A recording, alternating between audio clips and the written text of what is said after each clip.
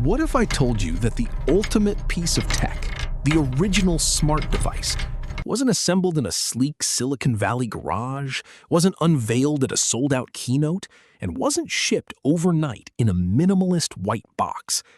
What if I told you it was pulled, encrusted in barnacles from the bottom of the Mediterranean Sea, after sitting there for 2,000 years? Forget the latest smartwatch. Forget the newest foldable phone. Forget whatever Apple is dropping next month. Today, we are unboxing a 2,000-year-old analog computer that didn't just change our understanding of human history, it completely shattered it.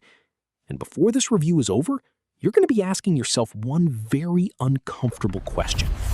Did the ancient Greeks have better processing power than we thought? Let's find out.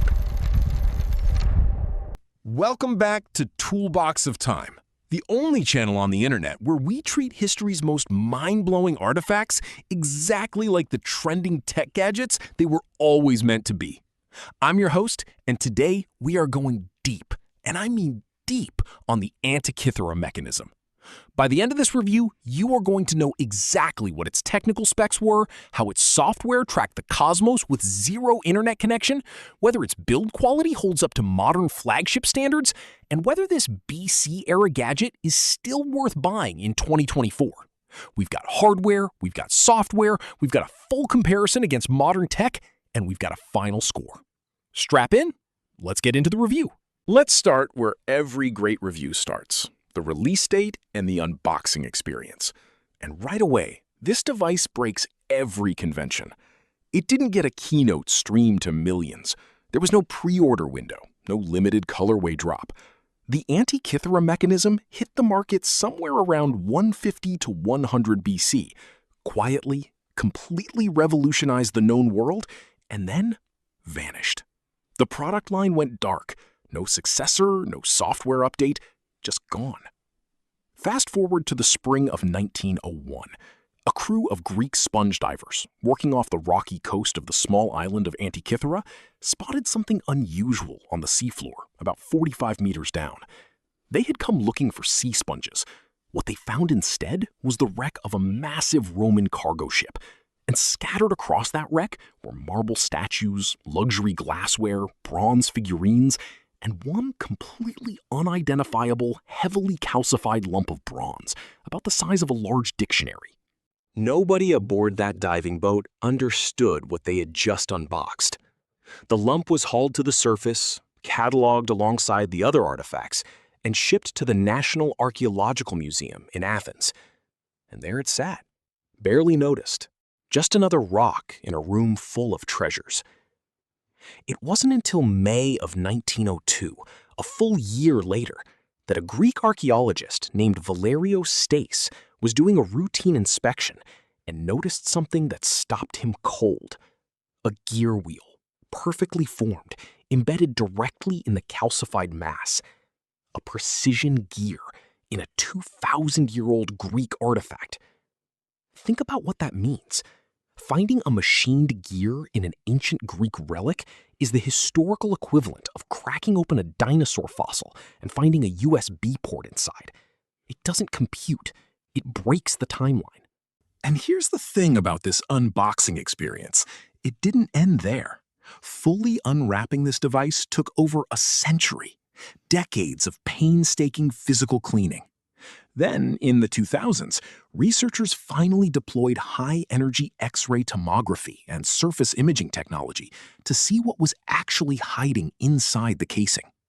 What they found, across 82 recovered fragments, was a mechanism so complex, so precisely engineered, that it rewrote every assumption historians had about ancient Greek technology. Unboxing score? Legendary. Delivery time? 2,000 years. Worth the wait. Now let's get into the hardware, because this is where things get genuinely insane. The Antikythera Mechanism was housed inside a wooden box frame, rectangular, roughly the size of a modern shoebox or a large mantel clock. Think of it as the chassis, the outer casing. And like any flagship device worth its price tag, what's inside the case is where the real engineering flex happens. Inside, researchers have confirmed a minimum of 37 precision-cut bronze gears. Some models suggest the original, fully intact device may have had over 70. And these are not rough, hand-hammered wheels. We are talking about triangular gear teeth, mathematically calculated, individually cut, designed to interlock with zero slippage, zero input delay, zero tolerance for error. The primary driving component, what we would today call the CPU, was a large central gear connected to a hand crank on the side of the device.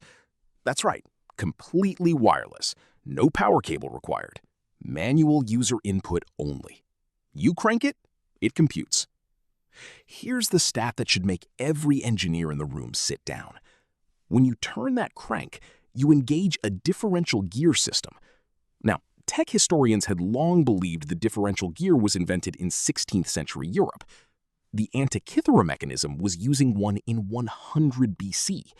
That's a 1600-year head start. The front face of the device featured a large circular dial, the main display, tracking celestial positions in real time. The back panel featured two additional spiral dials for secondary data outputs. The miniaturization of these internal components, the tolerance of the gear meshing, the precision of the dial calibrations, researchers have compared it directly to 18th century Swiss clockmaking, not ancient Greek craftsmanship, 18th century Swiss watchmaking. Build quality rating, 10 out of 10. Waterproof rating, 0 out of 10, as confirmed by its 2,000-year saltwater bath, but we'll let that one slide. Great hardware means nothing without great software. So what was the operating system running on the Antikythera Mechanism? What apps came pre-installed? At its core, this device was a dedicated astronomical calculator, essentially a single-purpose smart appliance for tracking the heavens. When the user turned the side crank, the front dial would output the precise position of the sun and the moon within the zodiac in real time. That's your home screen, your always-on display. But the software stack runs much deeper than that. The mechanism included a dedicated lunar phase module, a small sphere, half-painted matte black and half-polished white, mounted inside the device and mechanically driven to rotate in sync with the actual moon. Look at the display, and you see the current phase of the moon, crescent, half, full, rendered in physical, analog 3D. That is an intuitive UI that any modern UX designer would respect. Now, here's where the processing power gets serious. The back panel dials were running what we would today call predictive algorithms. The first spiral dial tracked the metonic cycle, a 19-year astronomical period used to synchronize the solar and lunar calendars. This was the calendar app, accurate to within hours over a 19-year cycle.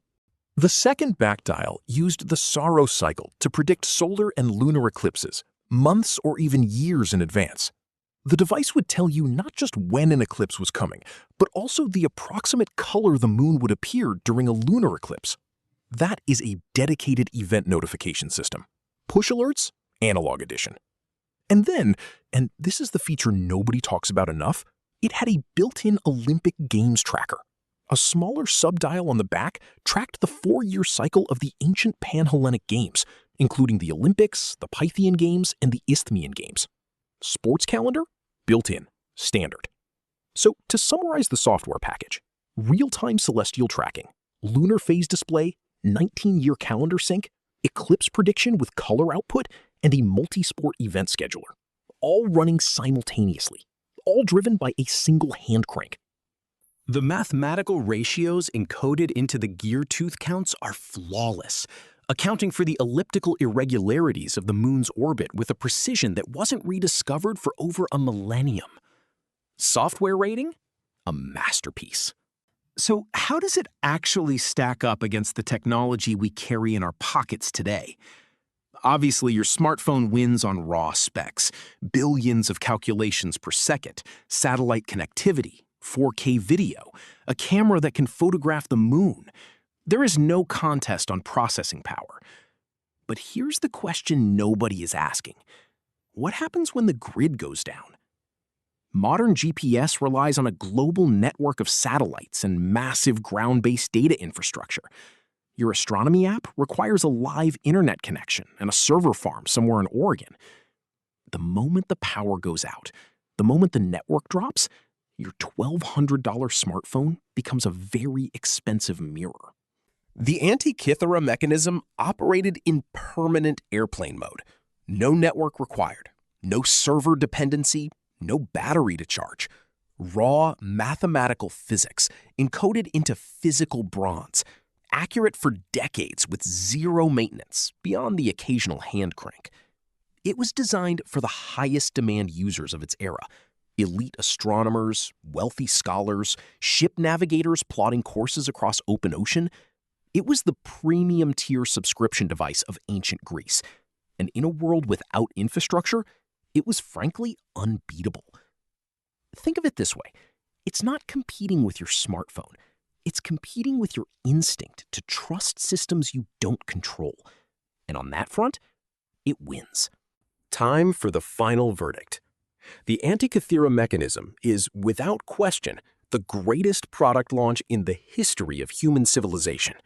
It proves definitively that ancient engineers weren't primitive. They weren't guessing. They were producing micro-geared analog computers of a precision and complexity that wouldn't be matched for 1,500 years after their civilization fell. The only real flaw? The product line was discontinued. When the Greek and Roman empires collapsed, the knowledge required to build these devices was lost entirely. For over 1,000 years, nobody on Earth knew this level of mechanical engineering was even possible. Imagine if the iPhone had been invented in 500 AD, then completely forgotten until 2024. That is what happened here. It makes you wonder, if this technology had kept evolving instead of sinking to the bottom of the Aegean, what would the world look like today? We might have reached the Industrial Revolution in the 5th century. We might have had mechanical computing by the year 800. The timeline of human civilization could look completely unrecognizable. For flawless hardware engineering, jaw-dropping predictive software, insane historical significance, and the single most dramatic product reveal in recorded history, I am giving the Antikythera Mechanism a 9.8 out of 10. One of the greatest tech drops ever. The half-point deduction is for the waterproofing situation. We've talked about it. Move on. If this deep dive into history's ultimate tech drop gave you the same feeling it gave me, that mix of absolute awe and mild existential crisis, smash that like button and hit subscribe so you never miss a review from the past. And I want to hear from you. If you could own a fully working replica of the Antikythera Mechanism right now, what would you actually use it for? Drop your answer in the comments below. And stick around, because in our next episode, we are reviewing the ancient Roman smart home. Underfloor heating, self-flushing sewage systems, centralized hot water, all of it running without a single microchip.